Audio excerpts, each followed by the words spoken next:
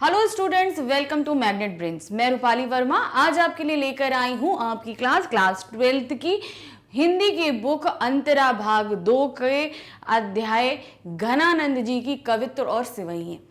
कवित्व और सिवैयें घनानंद जी ने जो हमारे सामने प्रस्तुत करी है, इसमें इनकी प्रेमिका सुजान से इनके विरह वर्णन का, साथ में किस तरीके से वो उनसे गुस्सा है, इन सब चीज़ों का वर्णन इन दोनों ही इन्होंने कवित्व और सिवैयें में हमारे सामने रखा है। चलिए देखते हैं कि क्या है इन कवित्व और सिवैयों में। सबसे पहले हम लाइन वाइज अर्थ देखेंगे, फिर हम इनकी व्याख्याओं को भी देखेंगे। तो सबसे पहला जो कवित्व हमारे पास आ रहा है, इसमें जो हम देखने जा रहे हैं, घनानंद जी की दशा किस तरीके की हो रही है अपनी ये प्रेमिका सुजान से विरह के कारण। क्या दिया है? बहुत दिनान को अवधि आस पास परे, खरे अरबन रनी भरे उठी जान को, कहीं कहीं आवन छबीले मन भावन को, गही गही राखत हो दे दें ए सन्मान को। झूठी बतियानी की पतियानी ते उदास है कहें ए अब ना घिरत घन आनंद निदान को, अधर लगे आनी कनी पै पयान प्राण, चाहत चलन ये संदेशो ले सुजान को। तो अब यहां पर क्या कह रहे हैं कि बहुत दिनों की अवधि हो गई आपसे मिले हुए, अपनी प्रेमिका से कह रहे हैं बहुत दिन की अवधि, बहुत दिन का समय बीत गया तुमसे मिले हुए। खरे अखबरी भरे हैं उठी जान को, अगर तुम्हारी खबर अभी, अब क्या उनकी बहुत दिन से वो उनसे अलग थे और अब इनकी अवस्था एकदम मरणासन अवस्था हो चुकी है, यानी कि अब मरने के करीब आ गए। तो क्या बोल रहे हैं कि अगर तुम्हारी खबर अभी मिल जाए तो मेरी प्राणों में प्राण आ जाएंगे, अर्थात मैं अभी उठकर बैठ जाऊंगा। कहीं कहीं आवन छबीले मन भावन को, गही गही राखती हो दे सन्मान को, मैंने अपनी सारी बातें सब कुछ एक पत्र में लिख कर जा, कोई है जो उस तक पहुंचा दे, मैंने उस तक पहुंचा दी, मेरी जो भी परिस्थितियां हैं, जैसा भी मेरी हालत है, मैंने ये सब कुछ लिख कर जो है उस तक छबीले मन भावन अर्थात सुजान के पास, अपने प्रिय के पास में पहुंचा दी है। गही गही राखती हो दे दें सम्मान को, और मेरे उस संदेश का को बड़े सम्मान पूर्वक उसने अपने पास रख लिया है। झूठी बतियानी की पतियानी ते उदास के हवे, तो जब तुमने मुझसे ये झूठा वादा किया था कि तुम मुझसे मिलने आओगी, और उसी वादे के कारण आज मैं बहुत ज्यादा उदास हूं, क्योंकि तुमने मुझसे वादा किया था और मैंने वो आस लगा के रखी है, और इसी कारण जो है तुम्हारी झूठी बात, झूठे जो तुमने बात बोली थी कि तुम मिलने आओगी, उसी के कारण आज मेरा मन बहुत ज्यादा उदास है। अब ना घिनत घन आनंद निदान को, और अब आसमान में भी ऐसे बादल नहीं घिरते हैं जो इस मेरे मन को आनंद पहुंचाएं, यानी कि मैं बहुत ज्यादा दुखित हूं इस समय। अधर लगे हैं आनी करे कै पयान प्राण को, अब मेरी दशा इतनी बुरी हो चुकी है कि मेरे जो प्राण हैं वो मेरे शरीर से निकलकर मेरे अधरों पे आके अटक चुके हैं। अब क्या है कि किसी भी वक्त प्राण निकल जाएंगे, लेकिन प्राण अटके क्यों हैं? क्योंकि उनकी प्रेमिका नहीं आई है। चाहत चलन ये संदेशो लय सुजान को, यानी कि क्या है, ये अब मेरे प्राण कभी भी निकलने वाले हैं, सिर्फ मेरी प्रेमिका के आस में ये आकर मेरे अधरों तक अटक गए। कोई ये संदेशा ले जाओ और ले जाके सुजान तक ये संदेशा पहुंचा दो कि मेरे प्राण सिर्फ तुम्हारे आने की चाहत में अधर तक आकर अटक चुके हैं। तो ये इसकी लाइन वाइज अर्थ था। अब हम इसकी व्याख्या को देखते हैं। इस कवित्व में कवि अपनी प्रेयसी सुजान से मिलने की अभिलाषा प्रकट कर रहा है। बहुत दिन तक प्रेयसी के आने की प्रतीक्षा करते करते तथा उस छबीले मन भावन के शीघ्र आने की सूचना जैसी झूठी बातों पर विश्वास करने से कवि उदास हो गया है। कवि के चाहत चलन ने ये संदेशों ले सुजान को कहने का तात्पर्य यह है कि सुजान के दर्शन की अभिलाषा में कवि के प्राण अधरों तक आकर अटक गए हैं, क्योंकि यह सुजान के आगमन की सूचना लेने के पश्चात ही प्रस्थान करेंगे, यानी कि जैसे ही उसकी सूचना भी मिल जाएगी कि वो आ रही है, तभी ये प्राण जो हैं मेरे शरीर को छोड़ेंगे, वो बस अधरों तक आकर अटक चुके हैं। अब दूसरा कवित्व क्या कह रहा है? आना कानी आर से निहाबरो करो कोलव, ओ कहा मोह चकित दशा त्यों न तीठती डोलती है, मौन हूं सो देखियो तिनके पन पहिलो जू, कूक भरी मूकता बुलाए आप बोलिए बोलिए हैं, जान घन आनंद मोही यो मोही तुझे पैज परी, जानियो टेक टरे कौन धो मोलिए है, रुई दिए रहे यो कहाँ लहो बहे रावे की, कबहू तय मोरिए पुकार कान खोलिए। तो अब यहाँ पर वो उनकी बेरुखी के बारे में बता रहे हैं कि कैसी बेरुखी उनकी प्रियतमा ने उनके साथ रख रखी है।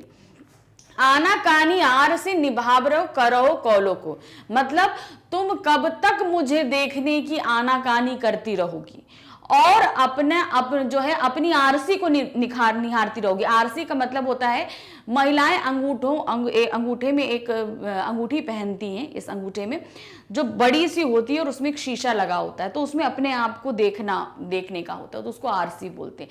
तो वो क्या है, उनकी जो प्रेयसी सुजान है वो अपने आप को आरसी में निहार रही हैं और कवि की तरफ देख तक नहीं रही हैं। तो वही कह रहे हैं कि तुम कब तक जो है आनाकानी करती रहोगी मुझे देखने में और आरसी को निहारती रहोगी।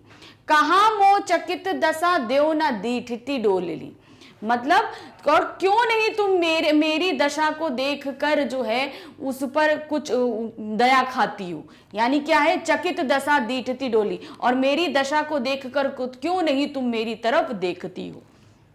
मौन हूं सो देखियो कितने पन पाहलियो जू, तुम जो हो मुझसे बात नहीं कर रही, जो उसने प्रण ले रखा है कि तुम बात नहीं करोगी।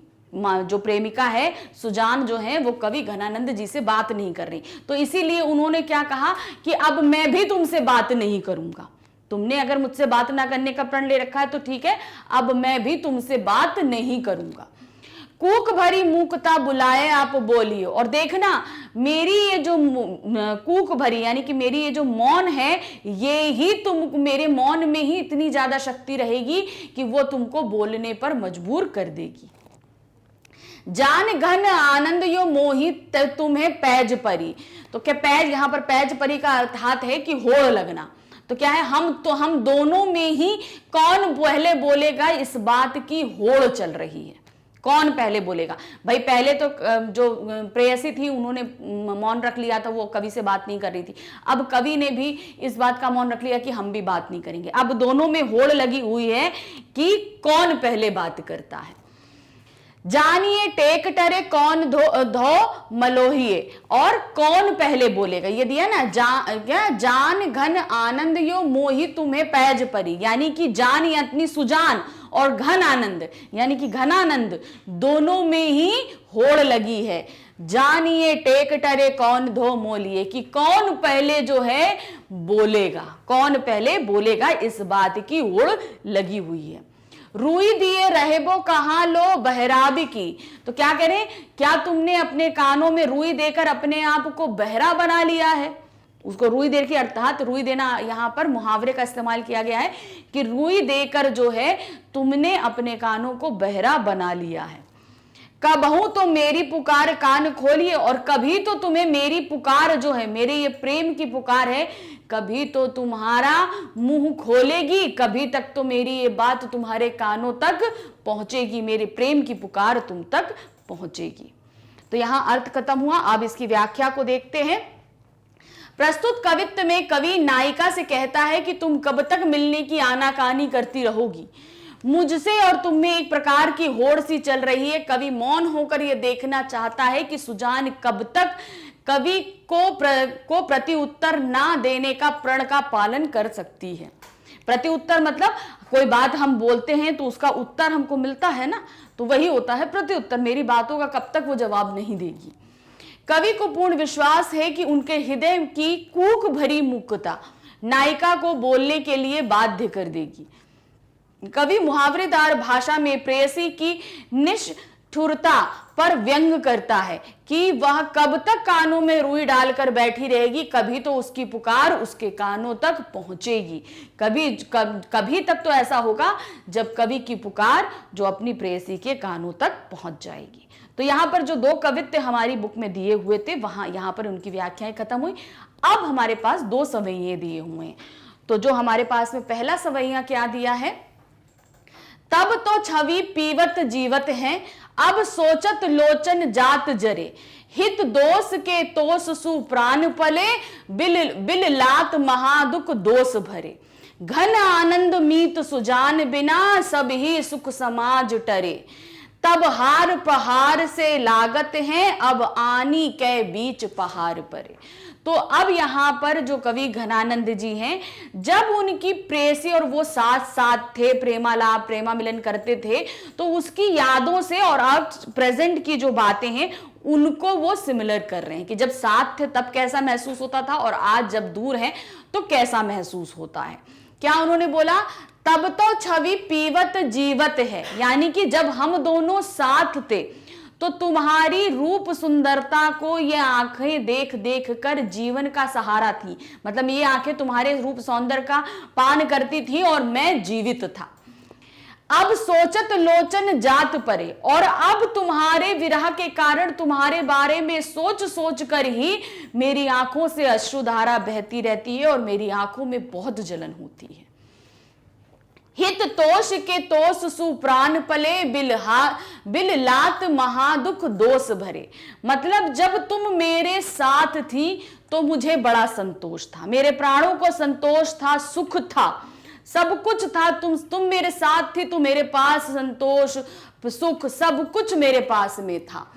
बिल बात महादुख दोष भरे, आज जब तुम मेरे साथ नहीं हो तो तुम्हारा वही सब साथ आज मेरे दुख का कारण बना है।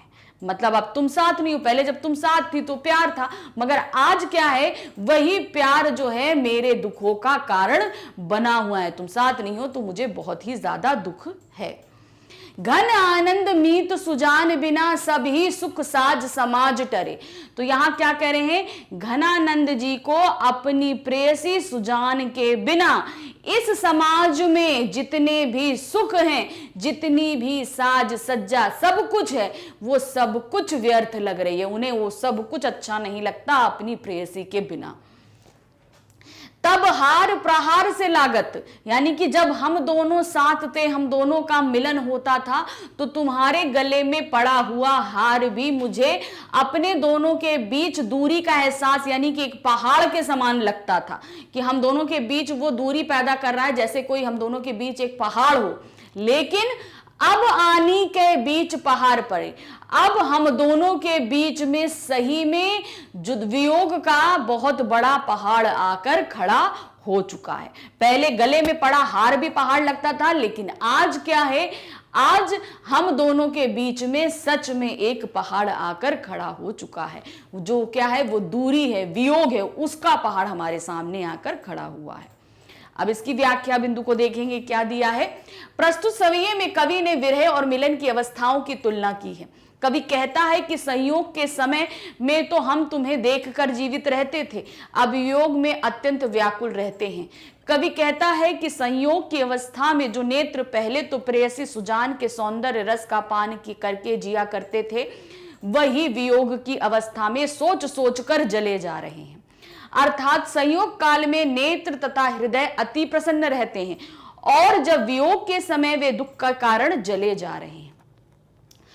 सुजान के बिना सुख के सभी साजो सामान व्यर्थ लग रहे हैं, मतलब जितनी भी चीजें हैं जो हमें सुख प्रदान करती हैं वो सभी चीजें बेकार लग रही हैं कवि को।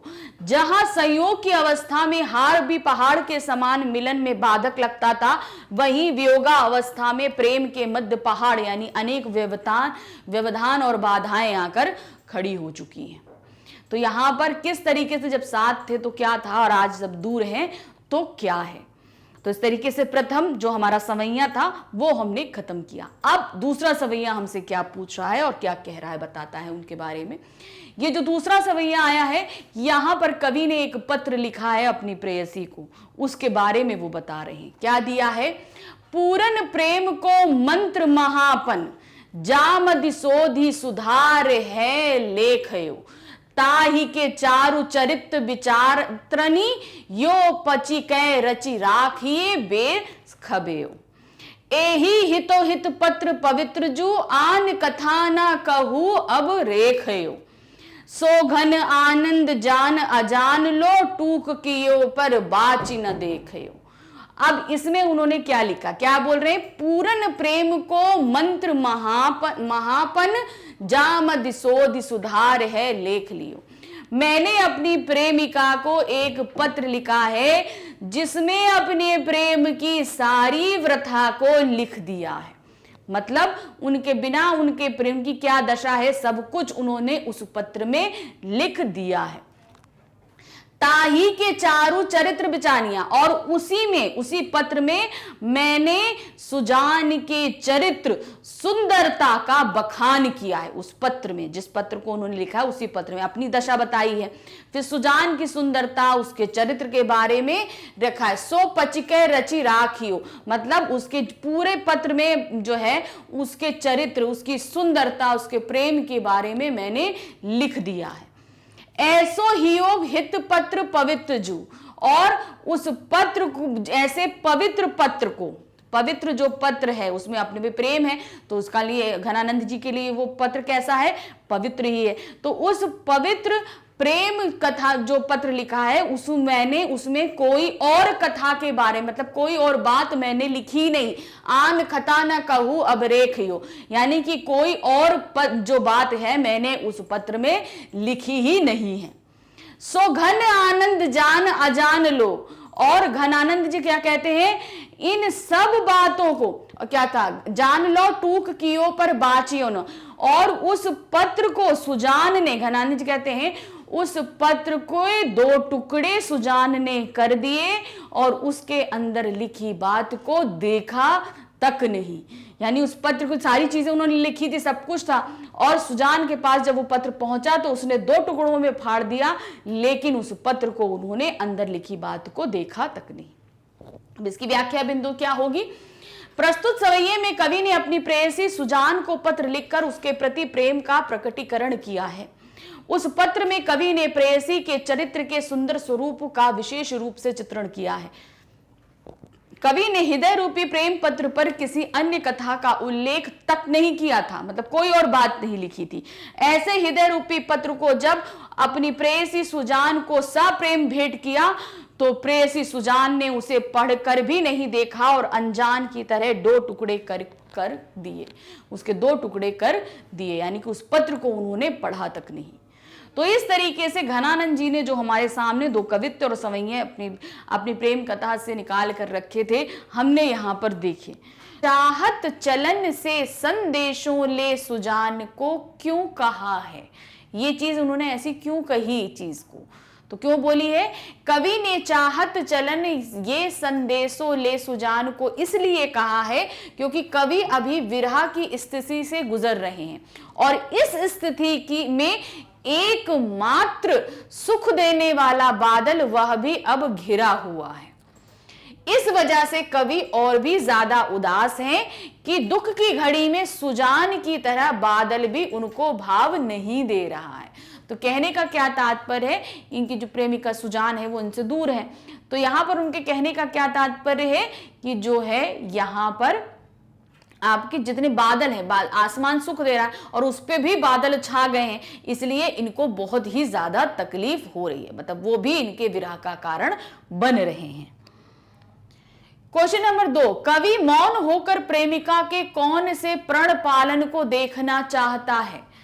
सुजान कवि घनानंद से ना मिलने का प्रण ली हुई रहती है, तो उन्होंने ये प्रण कर रखा है कि हम कवि से नहीं मिलेंगे, सुजान ने ये प्रण कर रखा है कि हम कवि से बिल्कुल भी नहीं मिलेंगे। तो जिस कारण कवि भी मौन होने का फैसला करते हैं और ये देखना चाहते हैं कि कब तक नायिका कवि से ना बात करने का प्रण रखती है। तो मतलब अगर तुम हमसे बात नहीं करोगे तो हम भी बात नहीं करेंगे, देखें तुम हमसे कितने दिन तक रूठे रहती हो, कब तक हमसे बात नहीं करती हो। इसी कारण से जब उनकी प्रेमिका ने उनसे प्रण ले लिया कि हम तुमसे बात नहीं करेंगे, तो ये भी इधर मौन हो जाते हैं, ये भी किसी उनसे बात नहीं करते कि हम भी तुमसे बात नहीं करेंगे। प्रश्न 3, कवि ने किस प्रकार की पुकार से कान खोलिन है की बात कही है। कौन सी ऐसी पुकार लगेगी जिससे कान जो है वो खुल जाएंगे? क्या था ये? कवि के अनुसार नायिका सुजान ने अपने कानों के अंदर रुई डाल रखी है, अर्थात घनानंद पुकारते हैं तो उन्होंने रुई डाल रखी कि कोई बात उनके कानों में ना जाए, जिस कारण कवि के मन की बात नायिका के कानों तक नहीं पहुंच रही है।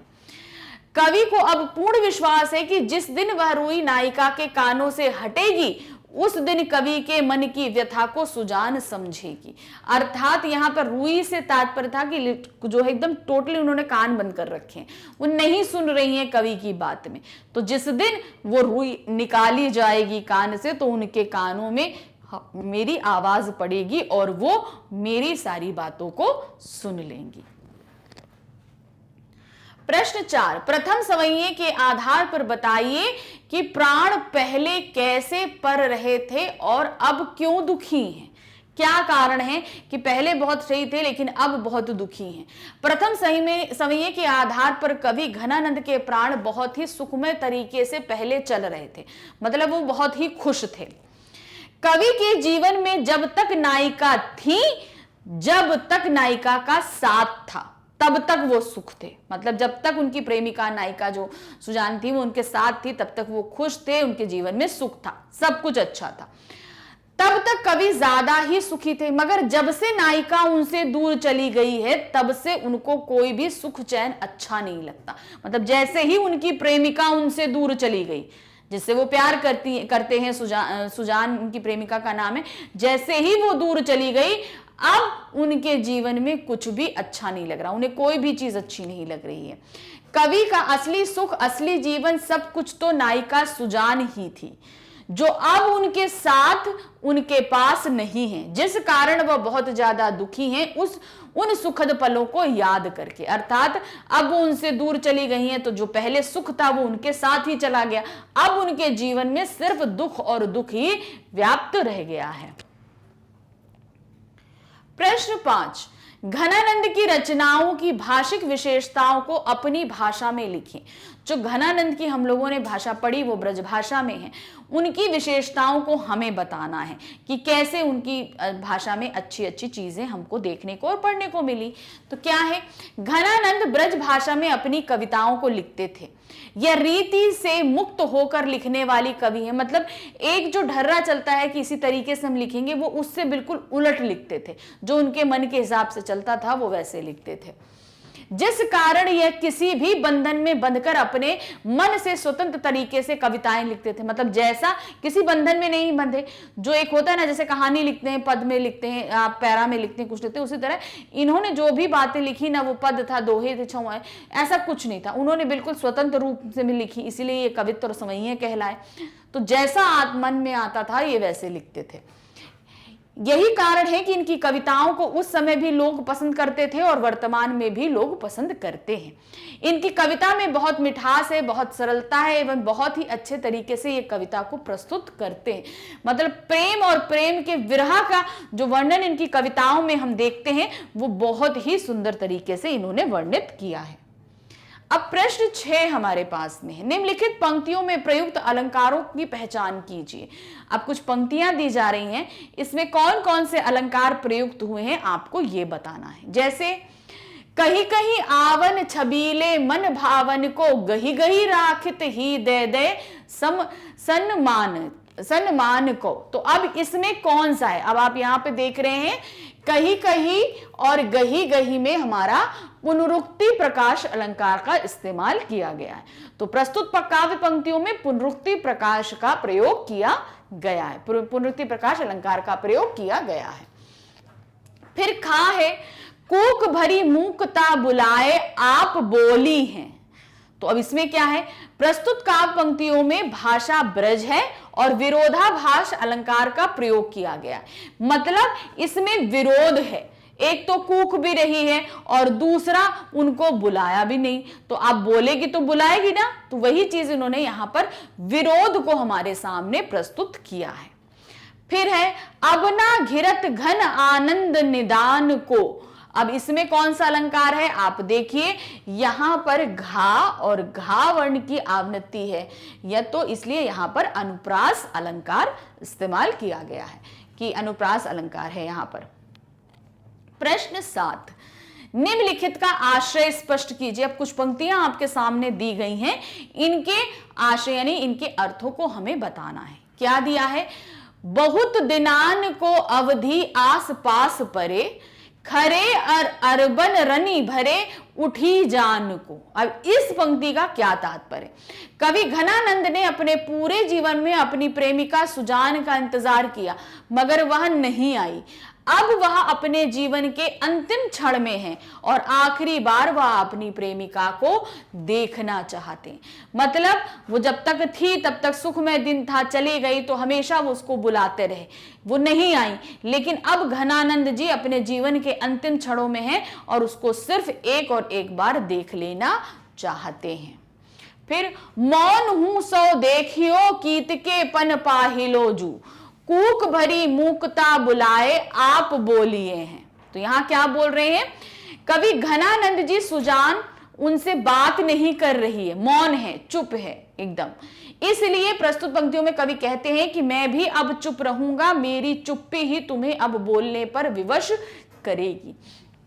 अर्थात तुम पहले बोलती थी लेकिन तुमने मुझसे प्रण ले लिया, तुमने ये प्रण ले लिया है कि अब तुमसे मुझसे बात नहीं करोगी, तो इसलिए अब मैं भी मौन हो जाऊंगा। देखता हूं तुम कब तक मुझसे बात नहीं करती, मैं चुप हो जाऊंगा तो तुम वापस मेरे से बात करने लगोगी।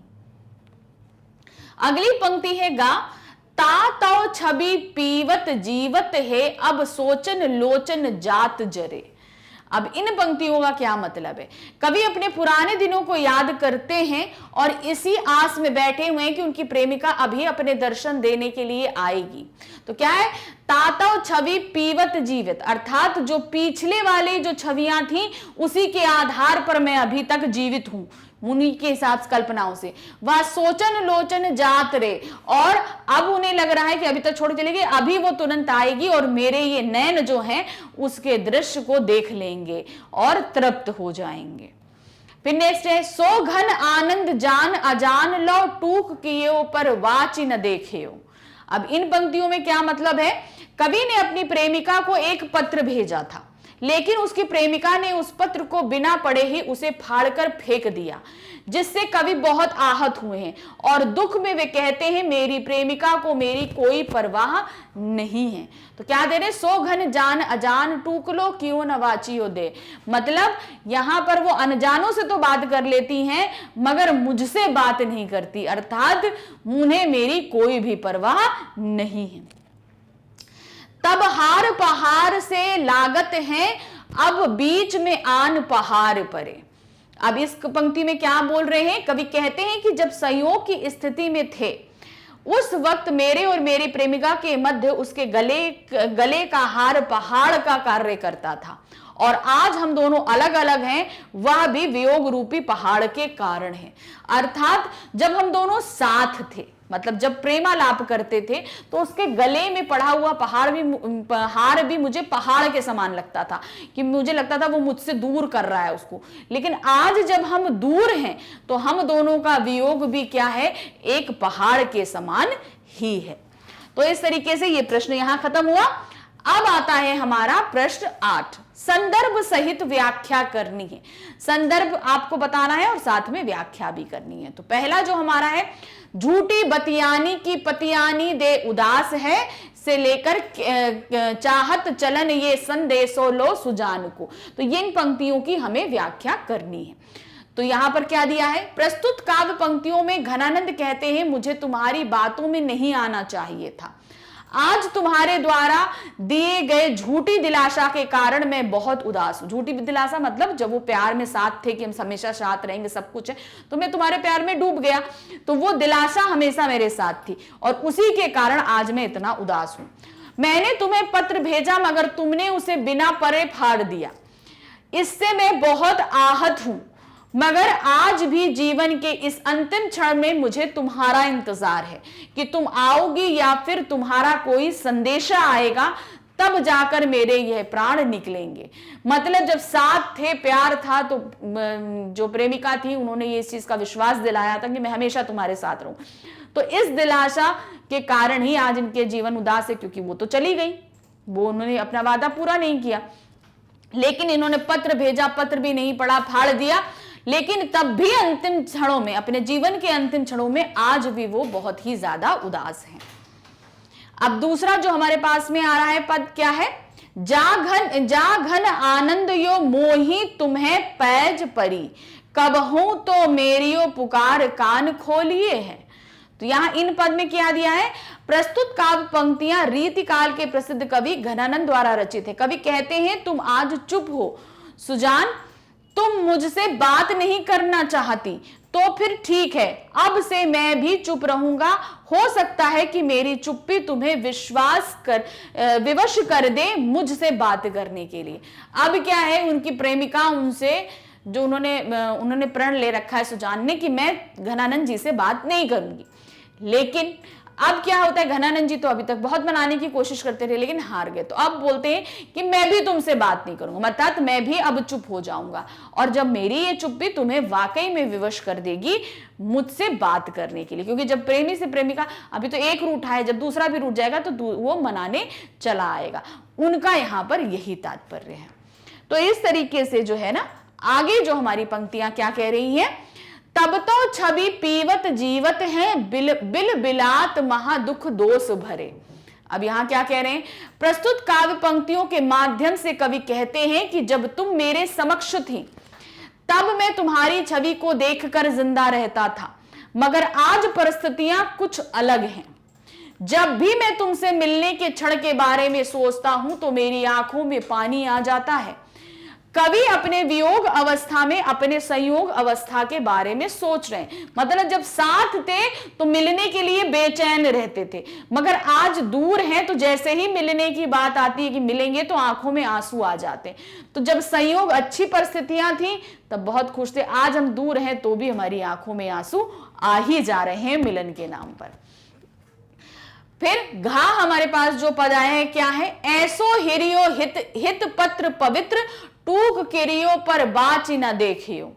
अब यहां पर क्या था, जो पत्र फाड़ दिया था, क्या बात लिखी है वो चीजें, क्या प्रसिद्ध काव्य पंक्तियां कवि घनानंद द्वारा रचित हैं। इन काव्य पंक्तियों के माध्यम से कवि कहते हैं मैंने हृदय में तुम्हारे अलावा किसी को भी स्थान नहीं दिया था, अब तुम ही पहली और तुम ही आखिरी प्रेमिका हो मेरी। तुमने कभी मेरे हृदय के बातों को समझा ही नहीं, मुझे आज अकेला छोड़ दिया है। मतलब जब हम साथ थे तो एक दूसरे के हृदय की बातों को बहुत अच्छे से समझते थे, हम दोनों ने ही ये प्रण किया था एक दूसरे के साथ रहेंगे। आज तुम साथ नहीं हो लेकिन मेरे हृदय में तुम हमेशा हमेशा ही रहोगी। है कवि किससे मिलने की इच्छा अभिव्यक्त कर रहे हैं, वो किससे मिलना चाहते हैं, अपने माँ बाप से, अपने दोस्त से, अपनी प्रेमिका से या अपने गुरु से। तो कवि ने जो हमारे ये कवित्व संवैया प्रस्तुत किए हैं इनमें वो किससे मिलना चाह रहे हैं, वो मिलना चाह रहे हैं अपनी प्रेमिका से। कवि के मन को तसल्ली कौन देता है, बादल, कवि की प्रेमिका, कवि के दोस्त या इनमें से कोई नहीं। तो उनके मन को जो तसल्ली दे रहे हैं वो है बादल, वो आकर दे रहे हैं कि नहीं, तसल्ली दे रहे हैं कि नहीं आ जाएंगे, आपका मिलन आपकी प्रेमिका से हो जाएगा।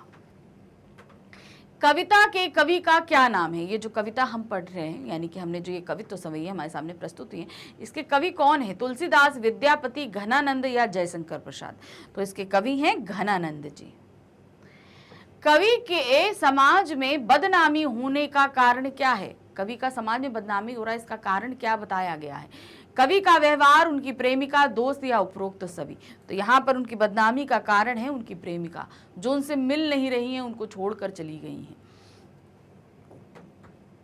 इस कविता में कौन से रस का प्रयोग किया गया है, जो हमने कविता पढ़ी है दोनों, ये जो कवित्व और संवैया पढ़े हैं इसमें किस रस का इस्तेमाल, कौन सा रस यहाँ पर ज्यादा देखने को हमें मिल रहा है, वियोग रस का, श्रृंगार रस का, संयोग रस का या करुण रस का। तो यहाँ पर वो अपनी प्रेमिका से अलग हैं, तो जाहिर सी बात है नायक नायिका है, प्रेमी प्रेमिका है और एक दूसरे से अलग हैं, तो यहाँ पर क्या होगा, वियोग श्रृंगार रस। नेक्स्ट है, रुई दिए रहोगे कहाँ लो बहराबे की, कबहू तो मेरी ये पुकार कान खोलिए। ये वाक किसने किसको कहा है, तो उन्होंने बोला दिया, क्या बोल रहे हैं घनानंद जी कि तुम कब तक अपने कानों में जो है रुई रखकर जो मेरी बात को नहीं सुनोगी, कभी तो ऐसा समय आएगा कि तुम्हें कान खोलकर मेरी पुकार को सुनना पड़ेगा। तो ये बात कौन बोल रहा है? सुजान ने कवि से बोली है, कवि ने सुजान को बोली है, कवि ने अपने दोस्त को बोली है, उपरोक्त सभी। तो ये जो दो वक्तव्य बोले गए हैं, दो लाइन बोली गई है, ये कवि अपनी प्रेमिका सुजान को बोल रहे हैं। कविता में कवि के बात को कौन टाल रहा है? कौन जो है वो उनसे मिलने नहीं आ रहा, उनके संदेशों का जवाब नहीं दे रहा, उनकी बातों को नहीं सुन रहा, कौन उनकी सारी बातों को टाल रहा है? कवि के दोस्त, कवि के रिश्तेदार, कवि की प्रेमिका, या इनमें से कोई नहीं? तो कौन टाल रहा है? वो है कवि की प्रेमिका। किन के बीच में पहाड़ आकर खड़ा हो गया है? कवि और उनके माँ बाप के बीच, कवि और उनकी प्रेमिका के बीच, कवि और उनके दोस्ती के बीच, इनमें से कोई नहीं। तो भाई प्रेमी है हमारे कवि घनानंद जी, उनकी जो प्रेमिका है वो है सुजान। अब ये दोनों जो हैं वो एक दूसरे से अलग हैं और इन दोनों के बीच क्या है? विरह वेदना है। अब इस विरह वेदना को ही कवि ने क्या बोला है? पहाड़, बहुत बड़ा पहाड़ जिसे पार नहीं किया जा रहा है। तो यहाँ पर जो है ये है कवि और उनकी प्रेमिका के बीच विरह रूपी पहाड़ आकर खड़ा हो गया है। सुख साज समान में कौन से अलंकार का प्रयोग किया गया है? आप यहाँ पर देख सकते हैं, सा वर्ण की आवृत्ति होने के कारण, आप देख रहे हैं यहाँ पर सा वर्ण की आवृत्ति होने के कारण यहाँ पर जो है, एक मिनट, अनुप्रास अलंकार है। सा है, सा है, सा है, ठीक है, आप देख रहे हो ना, सा वर्ण है, ये देख रहे हैं। तो यहाँ पर क्या होगा? आपका अनुप्रास अलंकार होगा। सा वर्ण के होने के कारण यहाँ अनुप्रास अलंकार आता है। नेक्स्ट आते हैं, कविता में बहरेपन का नाटक कौन कर रहा है? रुई अपने कान में देकर कौन बहरेपन का नाटक कर रहा है? कवि, सुजान, कवि के दोस्त, या कविता के माता पिता? तो यहाँ पर जो कर रहे हैं वो है सुजान, वो कान में रुई रखकर बहरेपन का नाटक कर रही हैं। घनानंद का जन्म हुआ था, उनका जन्म कब हुआ था? 1673 के आसपास, 1687 के आसपास, 1688 के आसपास, या 1690 के आसपास। तो इनका जन्म हुआ था 1673 के आसपास, यानी 1673 के आसपास इनके जन्म को माना जाता है। घनानंद की भाषा कैसी है? उन्होंने अपने जितनी भी रचनाएं करी है उनकी भाषा कैसी रहती है? शुद्ध, परिष्कृत, अशुद्ध, या का और खा सही? तो यहाँ पर उनकी भाषा जो है वो है शुद्ध और परिष्कृत। तो यहाँ पर हम क्या लगाएंगे? का और खा दोनों। घनानंद कवि हैं रीति मुक्त, रीतिबद्ध, रीति सिद्ध, या छायावादी? तो ये कैसे हैं? रीति मुक्त जो हैं कवि माने जाते हैं। घनानंद ने किस मार्ग को अत्यंत सीधा व सरल कहा है? कौन से मार्ग को उन्होंने सत कहा है? क्रोध, प्रेम, घृणा, या कपट? तो उन्होंने प्रेम के मार्ग को एकदम सीधा और सरल बोला है, क्योंकि वो खुद एक प्रेमी के रूप में है। वियोग में सच्चा प्रेमी जो वेदना सहता है, उसके चित्त में जो विभिन्न तरंगे उठती हैं का चित्रण किसने किया? जब एक प्रेमी प्रेमिका जो है आपस एक दूसरे से अलग हो जाते हैं और फिर उनके मन में जो भाव होते हैं, उसका बहुत ही अच्छा चित्रण किस कवि द्वारा किया गया है? घनानंद ने, अनामिका ने, या रेनर मारिया मेल्के ने, वीरेंद्र डबराल ने? तो यहाँ पर जो सही है वो है आपका घनानंद ने। कवि अपने आंसुओं को कहाँ पहुंचाना चाहता है? सुजान के आंगन में, सुजान के दिल में, सुजान की हथेली में, या इनमें से कोई नहीं? तो वो पहुंचाना चाहते हैं सुजान के आंगन में, कि मेरे जो आंसू हैं उसके आंगन तक पहुंचे तो वो मेरी विरह वेदना को समझ सकेंगी। नेक्स्ट है, निस्वार्थ भाव से निश्चल होकर अपने को समर्पित कर देना किसका कथन है? निस्वार्थ भाव से हम किसी को, अपने आप को पूरी तरीके से अर्पित कर दें, तो ये कथन किसने बोला है? सुजान का, घनानंद का, मोहम्मद शाह का, या इनमें से कोई नहीं? तो सही क्या है? ये है घनानंद का कथन है। घनानंद की कीर्ति का आधार क्या है? भाई वो इतने फेमस हुए, ये किस कारण से हुआ? सुजान हित, घनानंद कवित्त, काखा दोनों, या इनमें से कोई नहीं? तो इनकी फेमस होने का कारण इनकी दो रचनाएं हैं, एक है सुजान हित और दूसरा है घनानंद के कवित्त। इन दोनों के कारण ही जो है साहित्य समाज में ये बहुत ज्यादा प्रसिद्ध हुए। घनानंद की महत्वपूर्ण रचना कौन सी, सबसे महत्वपूर्ण रचना कौन सी है? सुधा, वैराग्य, सुजान सागर या इनमें से कोई नहीं? तो उनकी सबसे महत्वपूर्ण जो रचना है वो है सुजान सागर। घनानंद कवि हैं पीर के, सुख के, द्वेष के या चित्त के? तो घनानंद कवि माने जाते हैं पीर के, अर्थात वो प्रेम के कवि माने जाते हैं। और प्रेम में खास तौर से जो पीर अर्थात जो दर्द होता है उसको उन्होंने बहुत अच्छे से प्रस्तुत किया है। घनानंद मुगल बादशाह मोहम्मद शाह रंगीले के यहाँ क्या काम करते थे? सलाहकार का, मीर मुंशी का, कोषाध्यक्ष का या मजदूरी का? तो वो वहां पर क्या थे? वे थे मीर मुंशी। तो क्या है भाई, एक राजा थे मोहम्मद बादशाह, मोहम्मद शाह मुगल बादशाह थे ये, उनके यहाँ ये मीर मुंशी का काम करते थे। और सुजान एक नर्तकी थी, इनको देखकर वो बहुत ही ज़्यादा जो है मोहित हो गए घनानंद। अब जब मोहित हो गए तो भाई ऐसा कुछ वो कर बैठे जिसके कारण से जो है राजा भरी दरबार में जो है प्रेमवश वो नर्तकी के साथ की सुजान के साथ जो है कुछ ऐसा कर बैठे जिससे मोहम्मद शाह जो है वो बहुत ही ज़्यादा गुस्सा हो गए और उन्होंने उन्हें अपने दरबार से निकाल दिया। तो इस तरीके से वो सुजान से दूर हो गए और तभी से उनके दिल में जो है सुजान के लिए जो विरह वेदना होती है वो तड़प के लिए उठ गई थी। फिर आते हैं, घनानंद किससे प्रेम करते थे? कलावती नामक नर्तकी से, रेशमा नामक नर्तकी से, सुजान नामक नर्तकी से या सलमा नामक नर्तकी से? तो ये करते थे सुजान नामक नर्तकी से प्रेम। लाक्षणिक मूर्तिमत्ता का प्रयोग वैचित्र्य के कवि कौन है? यानी क्या है लाक्षणिक मूर्तिमत्ता? यानी कि जहाँ पर लक्षण के रूप में मूर्ति रूप को भी पूजने का जो उन्होंने भाव पैदा किया वो उनके किस में आता है? वो है तुलसीदास जी में, सूरदास, बिहारी या घनानंद। तो ये सभी क्वालिटीज़ जो हैं वो घनानंद के ही रचनाओं में हमें देखने को मिलता है। रीति मुक्त काव्यधारा के सिरमौर कवि किसे कहा जाता है? बिहारी, घनानंद, पद्माकर या मतीराम? तो ये है कौन है? घनानंद को माना जाता है। कहा जाता है कि रीति मुक्त के सबसे श्रेष्ठ कवि घनानंद जी रहे हैं। घनानंद की भाषा कैसी है? उन्होंने अपनी जितनी भी रचनाएं हैं उनमें किस भाषा का इस्तेमाल किया? अवधी, ब्रजभाषा, प्राकृत या पाली? तो उन्होंने जो है ब्रजभाषा का इस्तेमाल किया है। घनानंद की मृत्यु कब हुई थी? उनकी मृत्यु कब हुई थी? 1737, 1760, 1741 या 1743? तो जो सही है वो है आपका 1760 में उनकी मृत्यु हुई थी। कहीं कहीं आवन छबीले मन भावन को, गही गही राहित ही दे दें सनमाना को में कौन सा अलंकार है? अब आप अगर यहाँ पर देखो तो क्या है? कहीं कहीं, गही गही, दे दे। तो यहाँ पर जो है आप क्या देख रहे हैं? एक ही शब्द की आवृत्ति दो बार हुई है और इसका अर्थ भी एक ही है। तो यहाँ पर ये क्या होगा? पुनरुक्ति प्रकाश अलंकार।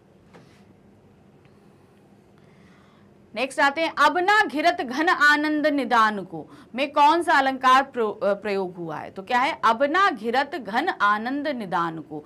तो इसमें जो अलंकार है वो है आपका अनुप्रास अलंकार। किस तरीके से है आप देख रहे हो, यहाँ पर आपका जो आ रहा है ना, और ना पे आया है आपका घा आया है, आ आया है। तो एक ही वर्ण की आवृत्ति कई बार होने के कारण यहाँ पर अनुप्रास अलंकार निकल कर आता है। नेक्स्ट है अवरेखयों। क्या है? अवरेखयों का क्या तात्पर्य होता है? लिखा, अंकित किया हुआ, उपरोक्त दोनों या विश्वास करना। तो यहाँ पर अवरेखयों का जो तात्पर्य होता है वो अंकित यानी कि लिखा हुआ, ये दोनों ही होता है। तो यहाँ पर हम क्या देंगे? उपरोक्त दोनों ही हमारे यहाँ पर सही हैं। नेक्स्ट आता है पत्यानी से क्या तात्पर्य है? पत्यानी शब्द जो दिया गया है इससे क्या अर्थ होता है? लिखा, अंकित हुआ, उपरोक्त दोनों या विश्वास? तो यहाँ पर है पत्यानी का तात्पर्य होता है विश्वास करना। वित्त हम पढ़ेंगे इसको। बहुत दिनन को अवधि आस पास परे, खरे अबर रहनी भरे उठी जान को, कहीं कहीं आवन छबीले मन भावन को, गही गही राहिति दे दे सनमानन को। झूठी बतियानी को पतियानी ते उदास हैं के, अब ना घिरत घन आनंद निदान को, अधर लगे हैं आनी करी कह पावन प्राण को, चाहत चलन ये संदेशो ले सुजान को। तो अब क्या है, जो हमारे कवि हैं घनानंद जी, वो अपनी प्रेमिका सुजान से बहुत दूर है। अब क्या हुआ, दूरी आ गई। तो वो यहाँ पर इस पूरे कवित्व में बता रहे हैं कि किस तरीके से हम एक दूसरे से बहुत ज़्यादा दूर हैं, और वो उनको संदेशा भेज रहे हैं कि हम बहुत दिनों से एक दूसरे से दूर हैं। और अब क्या है, दूरी होने के कारण जो है अब उनके प्राण जो है विरह के कारण निकलने को हैं। अब वो यही कह रहे हैं कि बस एक बार किसी तरीके से तुमसे मुलाकात हो जाए या तुम्हारा संदेशा प्राप्त हो जाए, तो बस मेरे प्राण उसी में अटके हुए हैं। तुम्हारा संदेशा मिल जाए, तुम आ जाओ, बस हमारे मेरे प्राण जो हैं वो अब निकल जाएंगे। तो यहाँ पर उन्होंने अपनी विरह वेदना का बहुत उत्कृष्ट प्रदर्शन किया है कि किस तरीके से वो बहुत ज़्यादा दुखित हैं अपनी प्रेमिका से दूर होने के कारण, और उससे मिलने के लिए बहुत ज़्यादा बेचैन हैं, बस मिलना चाहते हैं। तो वही इन्होंने दिया ना, बहुत दिनन को अवधि आस पास परे खरे खबरानी अभी उठी जान को, यानी कि बहुत दिन से हम तुमसे दूर हैं और अब हम तुमसे सिर्फ मिलने के लिए व्याकुल हैं किसी तरीके से। तो अब ये जो हमने यहाँ पर समझा, इसका अब हम, अच्छा अब ये दूसरा भी तो हमारे पास में कवित्व दिया है। क्या है कवित्व, देखिए।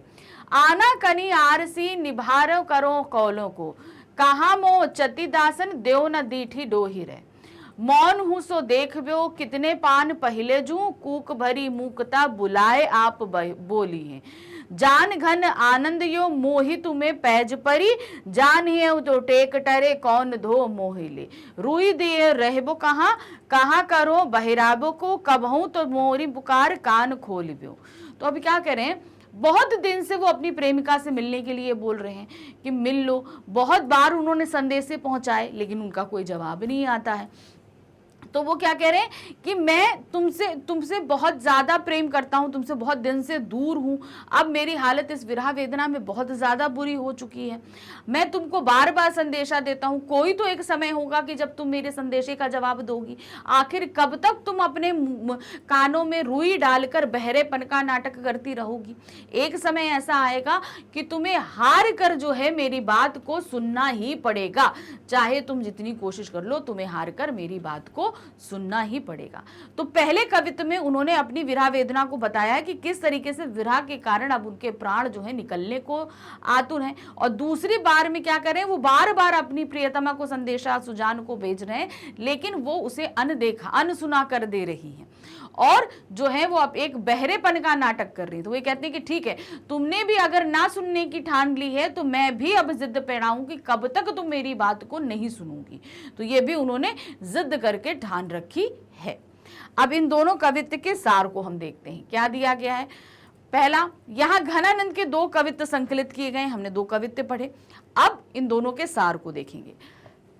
प्रथम कवित्व में कवि ने अपनी प्रेमिका सुजान के दर्शन की अभिलाषा एवं उत्कंठा व्यक्त की है, मतलब अब उनसे मिलना ही वो चाह रहे हैं। छंद में विहरणी नायिका नायक यानी श्री कृष्ण की झूठी बातों और अवधि बीतने पर भी ना आने का कारण अत्यंत व्याकुल दिखाई दे रहे हैं। तो यहाँ पर उन्होंने क्या बताया है कि जिस प्रकार श्री कृष्ण जो है मथुरा चले गए थे और राधा व्याकुल थी, उसी तरीके से आज क्या है, राधा जो है उनको बार बार बुलाती रहती हैं कि आओ मुझसे मिलो, लेकिन वो तो नहीं आते हैं, वो मथुरा में ही रहते हैं। तो उसी तरीके से जो है मैं भी तुम्हें बार बार संदेशे भेज रहा हूं कि तुम मुझसे मिलो। जितनी व्याकुलता गोपियों को श्री कृष्ण के मिलन की थी, उतनी ही व्याकुलता मुझे तुमसे मिलन की है। अपने प्राण कंठ तक आकर अटक गए हैं, अर्थात प्रिय के दर्शन की लालसा में प्राण शरीर में टिके हुए हैं। यानी कि अब क्या है, अब इतनी ज्यादा विरह वेदना बढ़ चुकी है कि अंतिम समय आ गया है, लेकिन प्राण है कि वो शरीर छोड़ने को तैयार नहीं है। वो क्या कह रहे हैं कि जब तक मैं एक बार अपनी प्रियतमा को देख ना लूं, तब तक मेरे शरीर से ये प्राण अलग ना हो। प्रतीक रूप में कवि के प्राण अपनी प्रेयसी सुजान के दर्शन की अभिलाषा में अटके हैं। तो उन्होंने क्या बोला है कि बस एक बार सुजान आ जाए, मैं उसको देख लूं, तो मेरे ये प्राण मेरे शरीर को त्याग देंगे। अब आते हैं दूसरे कवित्व पे। दूसरे कवित्व में क्या है? दूसरे कवित्व में कवि नायिका से कहता है, तुम कब तक मिलने से आनाकानी करती रहोगी? हम दोनों के बीच एक होड़ सी लगी है। आपने मेरी पुकार सुनकर अनसुनी करने की आदत बना ली है और मैंने यह दृढ़ निश्चय कर लिया है कि कभी तो मेरी पुकार आपके कानों में पड़ेगी। मतलब मैं इतनी बार आपसे मिलने के लिए बोलता हूं पर आप आनाकानी कर रहे हो, आप मिलना नहीं चाहते। लेकिन ठीक है, अब मैंने भी निश्चय कर लिया है कि मैं आपको बुलाता रहूंगा, मिलने की कोशिश करता रहूंगा, देखता हूं कि आप कब तक मुझसे मिलने के लिए तैयार नहीं होते हैं और कब तक इस चीज को आप टालते रहते हैं। अब हम आते हैं उनके सवैये पे। अब हम लोग के पास 2 सवैये प्रस्तुत किए गए हैं। तो क्या दिया है?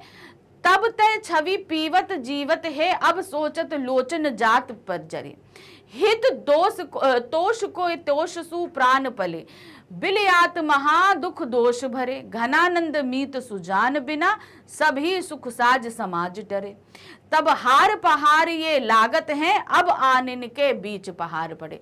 तो अभी आप बोल रहे हैं कि इस सवैये में उन्होंने बोला है कि किस तरीके से हम दोनों जब पास थे, यहाँ पे इन लोग मिलने का भी और बिछड़ने का भी, दोनों का ही वर्णन किया। मतलब संयोग, जब हम साथ थे तब क्या परिस्थिति और अब हम दूर हैं तो क्या परिस्थिति है। तो वो क्या कह रहे हैं कि जब हम दोनों साथ थे तो क्या होता था, हम दोनों एक दूसरे को देखे बगैर रह नहीं पाते थे, और आज इतने दिन हो गए कि हम देखे बगैर रह रहे हैं। जब हम साथ थे, हमारे मिलन की बेला होती थी, तो गले में पड़ा हुआ जो हार है, तुम्हारे गले में पड़ा हुआ जो हार है, वो पहाड़ के समान लगता था कि हम दोनों में इतनी दूरियां आ रही, और आज हम दोनों के बीच में विरह रूपी इतना बड़ा पहाड़ विराजमान है।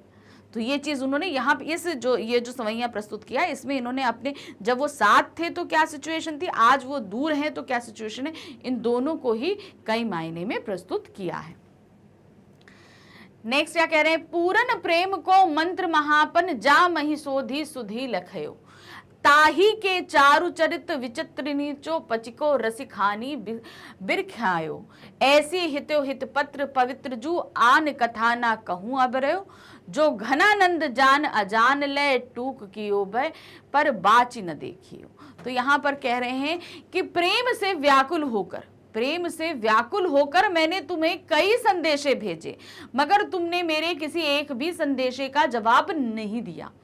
फिर और क्या है, अब मैं तुमको लिखकर संदेशा भेज रहा हूं तो तुम इतनी, क्या कहते हैं, इतना प्रेम से विमुख हो चुकी हो कि तुमने उस संदेशे की तरफ देखा तक नहीं और उसके टुकड़े टुकड़े करके उसको फाड़कर फेंक दिया। तो यहाँ पर जो है ना, ये दिखाया गया कि घनानंद प्रेम में बहुत व्याकुल है, मगर सुजान पर इतना कुछ फर्क उनको नहीं पड़ रहा है। अब इन दोनों सवैये के हमारे पास सार दिए हैं। घनानंद द्वारा रचित 2 सवैये यहाँ संकलित किए गए हैं।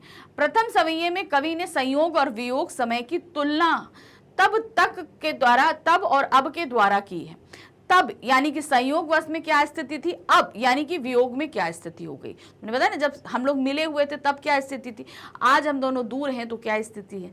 संयोग काल में नायक नायिका को गले में पहने हुए हार भी पहाड़ की तरह बाधक लगते थे। मतलब जब मिलन होता था तो वो पहाड़ भी जो है वो लगता था, अरे इतना बड़ा पहाड़ हम लोगों के बीच में है, क्योंकि उन दोनों के मिलन में हार व्यवधान उत्पन्न करते थे। किंतु अब वियोग काल में प्रिय इतनी दूर चली गई है कि उन दोनों के बीच में अनेक पहाड़ आ गए हैं।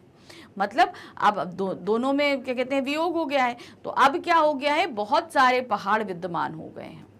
अब आते हैं दूसरे सवैये पे। कवि ने अपने हृदय को एक ऐसा प्रेम पत्र बताया जिस पर प्रिय का चित्र अंकित है, किंतु प्रिय ने निर्ममता का व्यवहार करते हुए इस हृदय रूपी प्रेम पत्र को बिना पढ़े ही फाड़ कर टुकड़े टुकड़े कर फेंक दिया है। इसी दुख को यहाँ अभिव्यक्त किया गया है। तो यहाँ पर वो क्या बता रहे हैं कि मेरा ये जो हृदय है, इसे मैंने एक पत्र बनाकर तुम्हारे पास भेजा, इसमें तुम्हारा ही प्रेम था, तो यहाँ पर मैंने तुमको कई बार भेजा मगर तुमने ध्यान ही नहीं दिया, और अब मैं क्या किया, तुमने उस प्रेम रूपी पत्र यानी कि मेरे हृदय को, उस प्रेम पत्र को बिना पढ़े बिना ध्यान दिए टुकड़े टुकड़े करके फेंक दिया। अर्थात यहाँ पर वो कहना चाह रहे हैं कि तुमने मेरे प्रेम की कदर नहीं करी। मैं तुम्हें इतना प्रेम करता हूँ मगर तुम मुझे प्रेम बिल्कुल भी नहीं करती हो। तो ये हमारे दोनों कवित्व थे और दोनों सवैये थे। अब हम आते हैं इस पाठ के कुछ प्रश्न उत्तर पे। देखिए, प्रश्न उत्तर एनसीईआरटी के तो हम पहले भी कर चुके हैं, लेकिन ये उससे थोड़े अलग हैं। चलिए देखते हैं क्या है इसके अंदर। पहला प्रश्न है, कवि अपनी प्रेमिका की परीक्षा कैसे लेते हैं?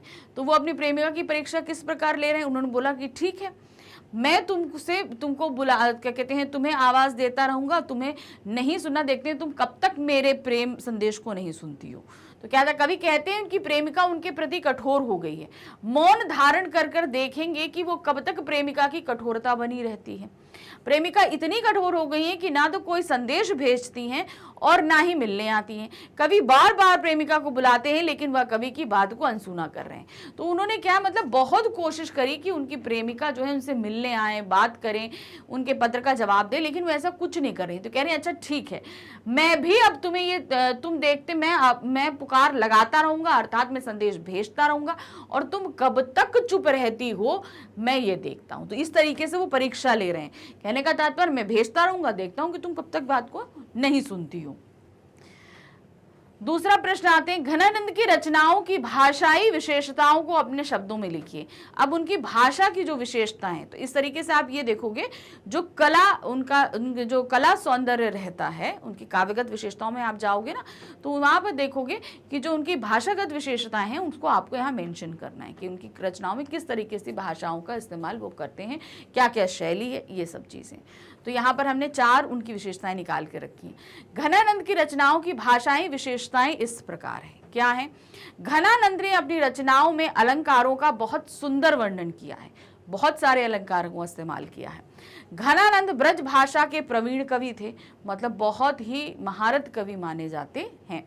उनकी भाषा में सक्षमता देखी जाती है, यानी सक्षमता का मतलब है कि वो जो चीज व्यक्त करना चाहते हैं उसको बहुत ही प्रबल रूप में सक्षम हैं उसको व्यक्त करने के लिए। जैसे यहाँ पे उन्होंने वियोग वर्णन किया है, तो यहाँ पर उन्होंने इतने बढ़िया तरीके से वियोग वर्णन किया है कि वाकई उस भाव को एक पल के लिए हम अपने मन में महसूस करने लगते हैं कि वियोग भावना किस तरीके की होती है। तो मतलब अपने भावों को वो व्यक्त करने के लिए पूरी तरीके से सक्षम है। वे काव्य भाषा में रचनात्मकता के जनक भी हैं। काव्य भाषा में मतलब वो नई नई चीजों को बनाने के लिए, नई नई चीजों का इस्तेमाल करने के लिए भी जाने जाते हैं। ये नहीं कि जो पहले से चली आ रही है उन्हीं भाषागत नियमों के अंतर्गत ही वो कार्य करते हैं, नहीं, उसमें उन्होंने बहुत सारी नई नई चीजों का भी प्रयोग किया। अब आते हैं प्रश्न संख्या 3 में, घनानंद की साहित्यिक परिचय दीजिए। साहित्यिक परिचय में क्या आएगा? इनका भाव पक्ष भी आएगा, कला पक्ष भी आएगा और इनकी कुछ रचनाएं आएंगी। तो सारी चीजों को हम यहाँ पर करेंगे। क्या है? सबसे पहले हम भाव पक्ष देखते हैं। क्या है भाव पक्ष? घनानंद मूलतः प्रेम पीड़ा के कवि हैं। प्रेम पीड़ा यानी कि प्यार में होने वाली तकलीफ को व्यक्त करने वाले कवि, क्योंकि वो खुद उस कवि पीड़ा से गुजर रहे हैं, इसलिए उन्होंने उसे बहुत ही अच्छी तरीके से व्यक्त किया है। उन्होंने वियोग श्रृंगार का मनोहर वर्णन अपने काव्य में किया है। उनकी रचनाओं में प्रेम का गंभीर, निर्मल, आवेगपूर्ण तथा व्याकुल कर देने वाला उदास रूप मिलता है। उनकी रचनाओं में भावों की जो गहराई है वह अत्यंत दुर्लभ है। अब क्या है, वो कहते हैं ना, कवि के जीवन में जो उथल पुथल होती है वो उनकी कविताओं में निकल कर आती है। तो घनानंद क्या थे? वो प्रेम के कवि माने जाते हैं।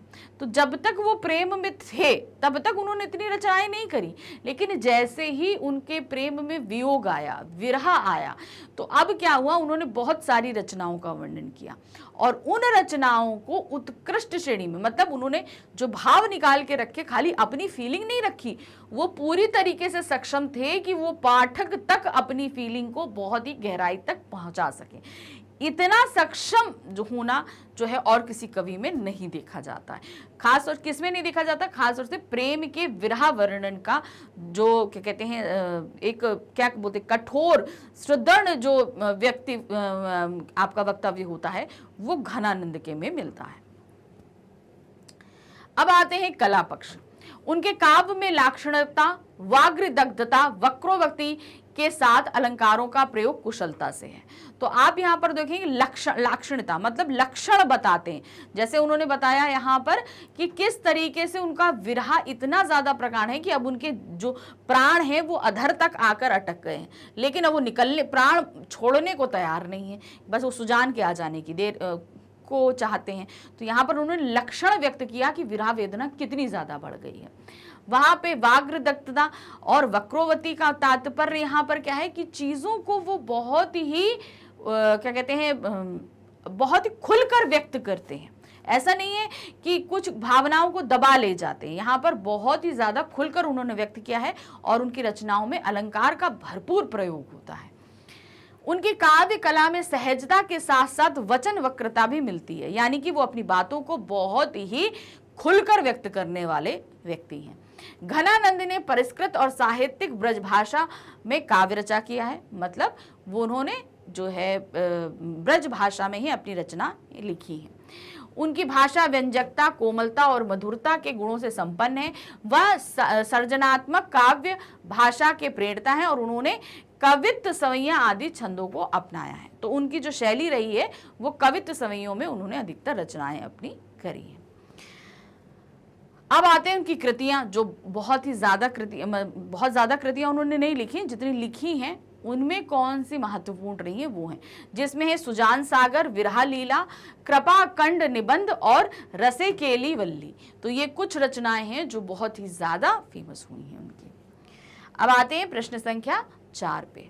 घनानंद वियोग के कवि हैं, संक्षेप में प्रकाश डालिए। अब ये एक मतलब बोला जाता है कि वो वियोग के कवि माने जाते हैं, इसको आपको अपने जो है बात में समझाना है, अपनी भाषा में इसको लिखना है। तो क्या होगा, घनानंद सुजान से प्रेम करते थे किंतु सुजान ने उनसे बेवफाई की, परिणामतः उनका हृदय वियोग वेदना से ओतप्रोत हो गया। घनानंद ने इस वेदना का चित्रण अपनी रचनाओं में किया, इसीलिए उन्हें वियोग वेदना का कवि कहा जाता है। घनानंद की कविता में प्रिय की निष्ठुरता का, अपनी विकलता का, दर्शन की लालसा का, प्रिय के सौंदर्य आदि का मानवक चित्रण किया गया है। तो घनानंद ने प्रेम किया वो तो सच्चा था, लेकिन क्या हुआ कि जो उनकी प्रेमिका थी सुजान, उन्होंने उनसे बेवफाई की। तो इन सारी चीज़ों को, बेवफाई को, प्यार को, उनके सौंदर्य को, सभी चीज़ को उन्होंने निकाल के रखा, लेकिन खास तौर से विरह वेदना की जो पीड़ा होती है उसको उन्होंने बहुत ज़्यादा अच्छे से किया। अब उनके जीवन में इतनी वेदना थी विरह को लेकर, तो वही उन्होंने सबसे ज़्यादा इसमें व्यक्त करी है। तो इस तरीके से ये जो हमारा कंप्लीट चैप्टर रिवीजन था ये हमने समाप्त किया। तो आप सभी को यहाँ पर समझ में आ गया होगा कि आपको क्या क्या चीज़ें हमने कैसे कैसे समझाई। तो याद रखिएगा, अगर आप पहली बार इस चैप्टर को देख रहे हो तो डिटेल एक्सप्लेनेशन के साथ देखना। पहले detail explanation, NCERT solution, then complete chapter revision, then MCQs. इसी सीक्वेंस में देखिएगा, तभी आपको ये चैप्टर बहुत अच्छे से समझ में आएगा। मैग्नेट ब्रेन्स आपको 100% फ्री एजुकेशन देता है, यानी कि यहाँ पर आप जितने भी वीडियोस देखना चाहें, किसी भी कोर्स में हो, किसी भी सब्जेक्ट में हो, आपको 100% फ्री मिलेगा। ना ही आपको इसके लिए कोई कूपन परचेज करना है, ना कोई पैकेज लेना है, और ना ही किसी तरह का कोई पेमेंट करना है। ये सारे फ्री वीडियोस आपको यूट्यूब पे, हमारी वेबसाइट पे और मैग्नेट ब्रेन्स के ऐप पे मिलेंगे 100% फ्री। साथ ही आप डेली अपडेट्स के लिए हमारे सोशल अकाउंट से जुड़ सकते हैं, जो है फेसबुक, व्हाट्सएप, टेलीग्राम, इंस्टाग्राम। यहाँ पे आप डेली अपडेट्स ले सकते हैं, क्या क्या चीज़ें नई आने वाली हैं, क्या क्या चीज़ें नई हो चुकी हैं, सारी इन्फॉर्मेशन आपको यहाँ पर बहुत ही अच्छे से मिल जाएंगी। तो आगे और भी बहुत सब कुछ है, हमारे साथ जुड़े रहिएगा। Thank you for watching, bye bye.